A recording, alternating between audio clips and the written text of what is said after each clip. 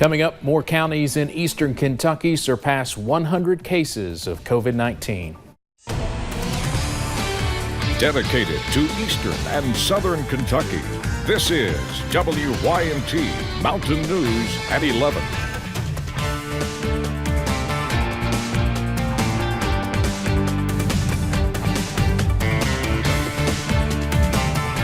Good evening, I'm Steve Hensley. Kentucky has seen another day with hundreds of new COVID-19 infections. Governor Beshear announced 477 new cases today, raising the state's total to 20,677. We also learned of the deaths of 10 more Kentuckians. The state's death toll is now at 645. There are several new cases in Perry and Harlan counties, which pushes their case totals today past 100. Pulaski County reached 150 cases today, and Laurel County is now up to 230 cases. Governor Beshear has asked the state Supreme Court to block 2 lower court rulings on his restrictions. Earlier this week, an appeals court upheld the rulings that struck down the governor's orders on restricting crowds at auto racetracks and agritourism businesses. The Lexington Herald-Leader reports the governor has appealed the rulings to the Supreme Court to have them overturned. In a separate filing against Attorney General Daniel Cameron, the governor asked the Franklin Circuit Court to declare his mandatory mask order proper. Last week, Cameron asked a Scott County Circuit Court judge to weigh in on the legality of the mask order. A hearing is scheduled on that tomorrow at 1 p.m. COVID-19 could have lasting impacts, including how we do business. For small coffee shops, they have seen business decrease and hours change. At Something's Brewing in London, they rely on their loyal customers to continue to get by, but because of the loss of business, owner Darlene Smith has had to become a jack of all trades.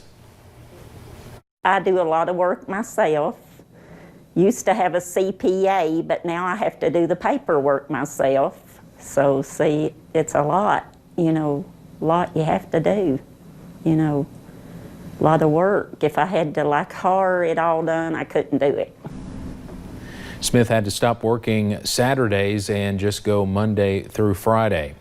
Through this pandemic, jails and nursing homes have been places of concern. Because of that, jails such as the Big Sandy Regional Detention Center have increased their cleaning. And now with a new ultraviolet light machine, they hope to be able to protect their inmates even more. WYMT's Emily Bennett spoke to officials at the jail about it.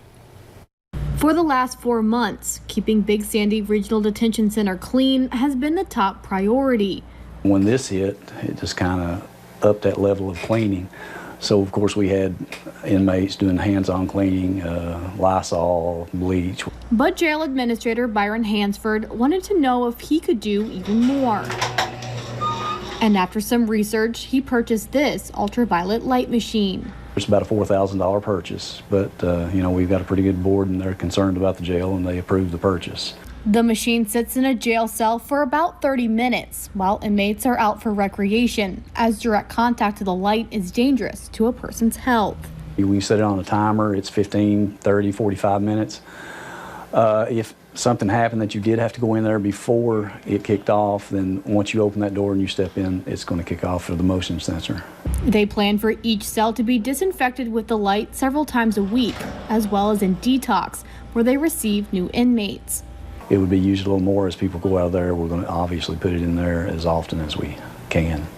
For years, UV light has been used to kill viruses.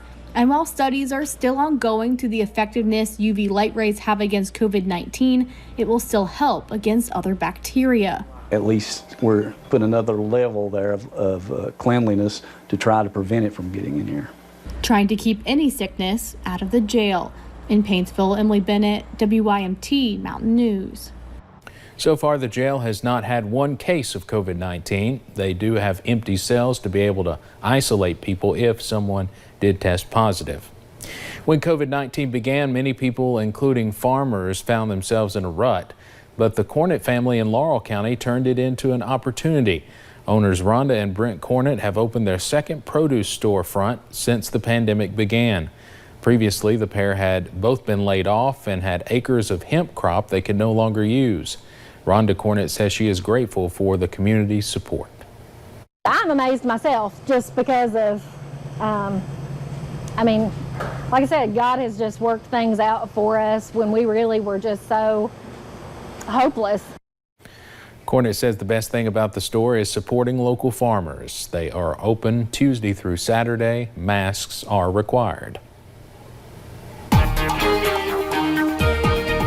And we saw the sunshine again today with some pretty hot temperatures out there, and we're going to continue to see the heat and humidity really crank up heading into the next couple of days. We'll take you up to that UVA Wise camera though first, where you can see the beautiful sunshine we saw and a gorgeous sunset as well. Really not a cloud in the sky as we head into those evening hours.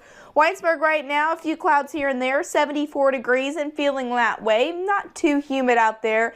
That humidity looks to really start to increase starting tomorrow, but some spots still on the warmer side. Still 82 degrees right now in Jackson, 76 in Prestonsburg, 77 in Williamsburg, London, and Somerset.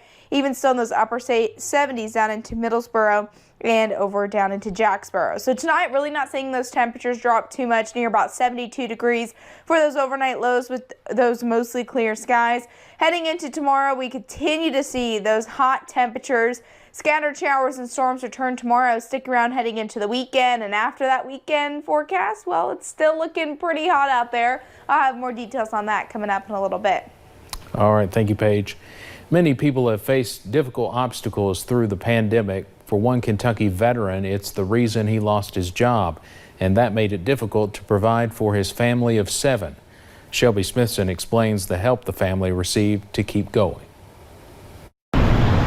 It's a nationally recognized organization. The Veterans Club helps thousands of veterans daily with things like mental health, housing, and employment. Ironically, the Kentucky veteran who was on the receiving end of one of the group's most recent missions had never heard of them. He just reached out to a friend who happened to be a member. He was originally reaching out to him to try to sell some of his possessions. And so when one of our members asked kind of, why are you trying to get rid of everything? And then he told his story about, he lost a contract job because of COVID, and his wife was recovering from surgery and she wasn't able to work. And they have a family of 7, including a mentally disabled brother that he cares for. And they just really don't have food and the basic necessities that they need. All it took was a phone call, a social media post in less than 24 hours to rally the Veterans Club troops. They ended up with more than $500 worth of groceries, along with hundreds in donations to help one brother in arms provide for his family until he can get back on his feet. He is just super grateful. I mean, tears just rolled down his face. And this is his hard, strong, combat veteran here we're talking about, but that's what it's all about. They may be known best for their National Equine Therapy Program and Homeless Veteran Housing Program, but it's efforts like this one that Harrell says is how the whole organization got started. He's now a member. Shelby Smithson, WYMT Mountain News. In Pulaski County, the Regional Driver's Licensing Office has reopened for limited services. Services will be limited to replacement of a lost card, if you need a card for a job or emergency, if you are a new resident getting a new ID, you are a new applicant who has successfully completed Kentucky State Police driver testing, and renewal of an ID with expiration dates of March 18th to July 6th of this year. The Regional Driver's Licensing Office will be open Monday through Friday from 8 a.m. until 4 p.m. Several new laws are now in effect in Kentucky. The controversial voter ID bill is one of them. That means voters will be asked to show a photo ID before they can vote. Another allows distilleries, wineries, and breweries to ship directly to consumers in and out of Kentucky. Thanks to Senate Bill 32, veterinarians will be allowed to report if they find signs of animal abuse. And an anti-human trafficking hotline number will now be shown in several transportation locations like airports. Today is the tax deadline, which because of COVID-19 moved from April 15th until July 15th. J&J Accounting Tax Service in London says with the virus there have been many changes in their day-to-day operations. From changing deadlines to stimulus checks, they have tried to stay in constant contact with their clients. The office manager says they stay busy keeping up with phone calls from clients with questions. Well, normally we have a lot of corporations that'll extend and those people that'll file there at the end, but this year the amount of extensions and stuff will just keep going.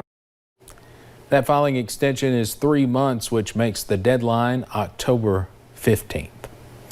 Coming up at 11, the U.S. continues to set more records as COVID-19 cases continue to surge across much of the country, leaving many states struggling to fight back.